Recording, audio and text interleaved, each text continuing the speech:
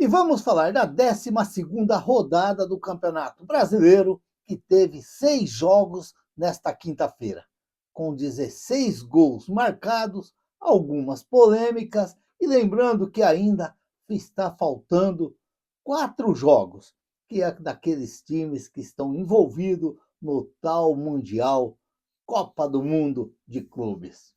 Mas olha, ontem foi um dia muito interessante, principalmente para os torcedores do Santos, que com a vitória do Santos lá em Fortaleza contra o Fortaleza, deixou a torcida do Santos nesta sexta-feira fria, mais tranquilo, mais sossegado, com a cabeça mais fresca, alguns até um pouco relaxado, porque é difícil a gente encontrar no atual Santos do momento um dia seguinte assim, tranquilo, depois de um jogo como era esse prometido contra o Fortaleza lá no Castelão. Ó, a rodada começou ali às 19 horas e o Bragantino, que estava ali disputando para pegar a primeira posição do campeonato, levou uma cacetada do Bahia dentro do estádio do Cícero de Souza Marques, lá em Bragança Paulista, 3-0 para o Bahia. O Bragantino, que teve um jogador expulso ainda no primeiro tempo, e aí, como se diz, judia de qualquer treinador e de qualquer equipe que está dentro de campo, você já desde o começo do jogo, jogando com um jogador a menos. Aí tivemos também o Vitória, que segurou o Cruzeiro, que também era outro que estava lutando para pegar a ponta do campeonato e não conseguiu, não saíram do zero. E esse jogo aí teve um lance muito ruim até da gente ver, porque o jogador do Cruzeiro, acho que é o Eduardo, que deu o carrinho por trás, o carrinho não, dividiu a bola, mas o campo molhado, muito escorregadio, e acabou atropelando o jogador do Vitória. Parece que o jogador do Vitória teve fratura no tornozelo e o Eduardo foi expulso ali no primeiro tempo e também talvez prejudicou o Cruzeiro nesse jogo. É claro que jogo com campo pesado, às vezes você tem que tomar um pouco de cuidado. Os próprios jogadores têm que tomar um pouco de cuidado, porque pode ferir o adversário, e a gente tem que sempre lembrar que a disputa é só no futebol e tem que preservar sempre o ser humano. Mas é claro que não foi. Acredito, eu vi o lance também. Acredito que não teve nada de intenção do jogador do Cruzeiro fazer isso daí. Acredito que foi mais devido o campo pesado mesmo, encharcado de água. E aí tivemos Santos e Fortaleza. 2 para o Fortaleza, 3 para o Santos. Olha que vitória maravilhosa.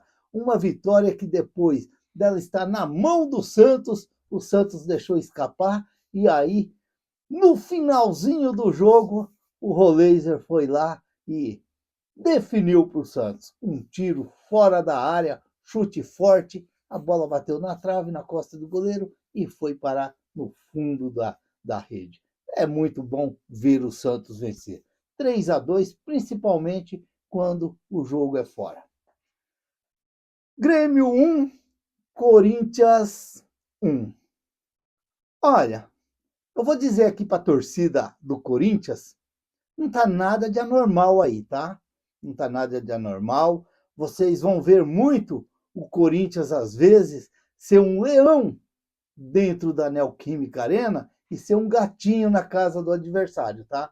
Porque eu, quando falava muito do Luxemburgo, o Dorival Júnior vir para o Santos, o Dorival Júnior, eu vejo muito isso do Dorival Júnior. Ele, dentro de casa, o time dele é um espetáculo, mas fora dos alcances dele, dos domínios dele, ele tem dificuldades de buscar pontos fora do alcance dele. Foi assim que o Santos, lá em 2016, foi vice-campeão brasileiro. Acho que foi em 2016, porque o Santos não buscava pontos fora. Dentro da Vila era um terror, mas fora da Vila Belmiro, o Santos, quer dizer, um terror não, o Santos massacrava o adversário dentro da Vila Belmiro, mas fora ele tinha essas dificuldades. É um problema que o Dorival Júnior às vezes tem que corrigir. Ele tem dificuldade de jogar, pôr o time para jogar, para buscar pontos fora dos domínios dele. São Paulo 1, Vasco 3. Olha, esse jogo dentro do Morumbi, o São Paulo tem que abrir do olho, porque o time do São Paulo é fraco. Eu via muitos aí falando que o elenco do Santos é fraco, mas olha, o São Paulo tem que abrir do olho que o elenco do São Paulo não é tudo isso aí não, hein? Não é tudo isso aí não. Não se engana com Libertadores e não se engana com o Campeonato Brasileiro. Às vezes, na Libertadores, você pega uns times aí que é mais fácil de você vencer do que dentro do Campeonato Brasileiro. Então tem que tomar cuidado do São Paulo, porque olha, perdeu para o Vasco e nada que assim o Vasco massacrou, não. Talvez foi mais pelo fracasso do São Paulo que o Vasco conseguiu fazer 3-1 em cima do São Paulo.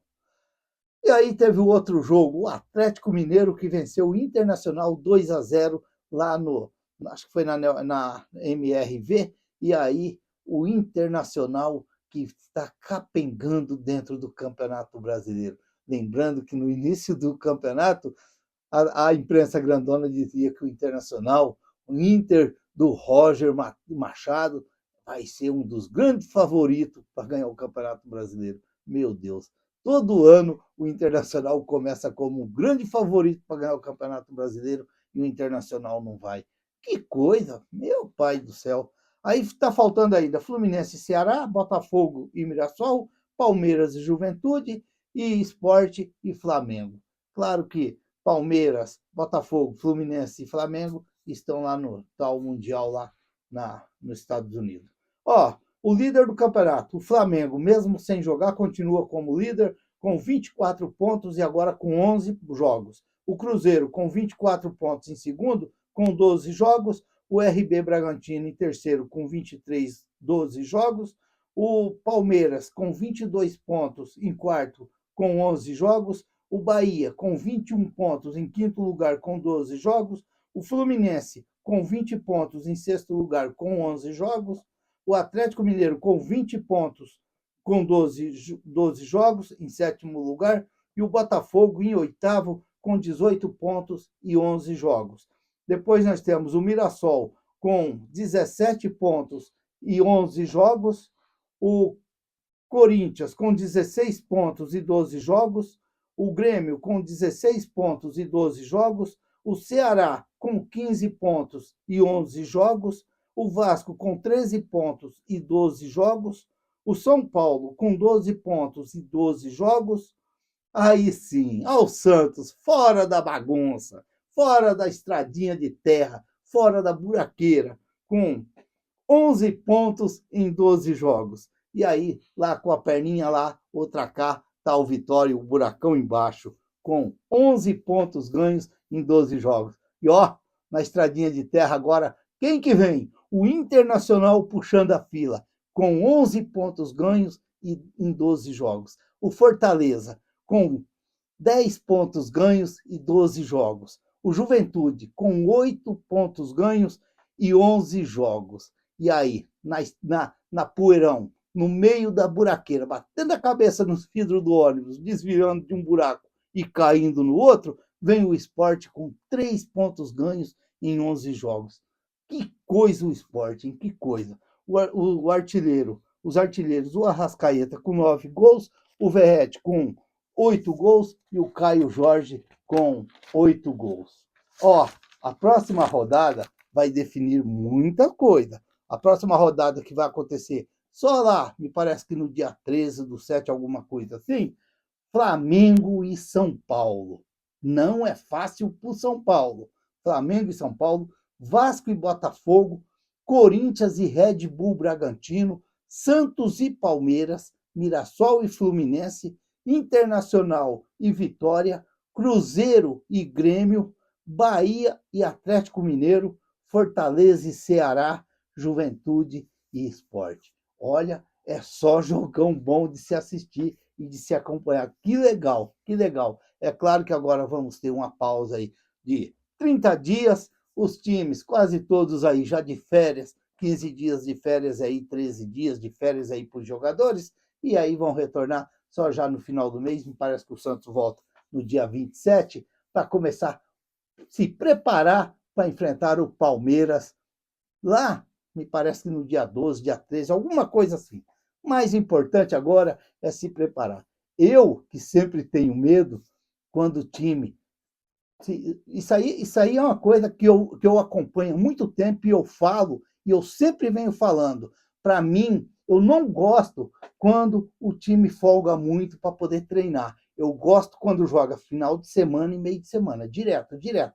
Por exemplo, Palmeiras, Flamengo, Botafogo, esses times aí, Red Bull, Bragantino, esses times que estão envolvidos em Copa Sul-Americana, em Copa Libertadores, em Copa do Brasil, esses times não têm tempo de treinar. Esse é o melhor treinamento que tem para você jogar, porque é jogando que você treina. Agora, esse negócio de você ficar 10 dias, 12 dias treinando, você não pega ritmo pesado de jogo, não pega. Você pega ritmo de treino. É treino, treino, aquele treino que você para, corrige, aquelas coisas. Por exemplo, é o que vem faltando muitas vezes, que eu vejo assim, para o Santos. É um time que joga pouco, é um time que tem pegada muito fraca, às vezes. E você tem que ter ali pegada de jogo. E você jogando direto, direto, não tem tempo de você ficar dando risadinha, dando balãozinho, passando a bola no meio da perna do companheiro. Não tem. Você tem que jogar. E aí, quando você joga muito, você pega ritmo de jogo pesado. Então, não vamos ficar na ilusão que o Santos vai ter um mês de férias, 15 dias de férias, e 15 dias para depois só ficar treinando para pegar o Palmeiras lá na volta do campeonato. Não vamos ficar nessa ilusão. O Santos tem que entrar mordendo, porque o Palmeiras ele não vai ter tempo de estar treinando, mas ele vai chegar do jeito que ele chegar, ou campeão, ou não campeão, ou aonde for que ele ficar nesse torneio, ele vai chegar, ele estava no jogo, ele estava jogando. Então, isso daí é muito interessante para o Santos já ficar pensando nessa volta lá na frente contra o Palmeiras. Portanto, eu preferia que desses 15 dias que o Santos vai ficar treinando, se pudesse arrumar aí 2, 3 jogos amistosos, seria interessante para o Santos. Seria muito interessante para o Santos.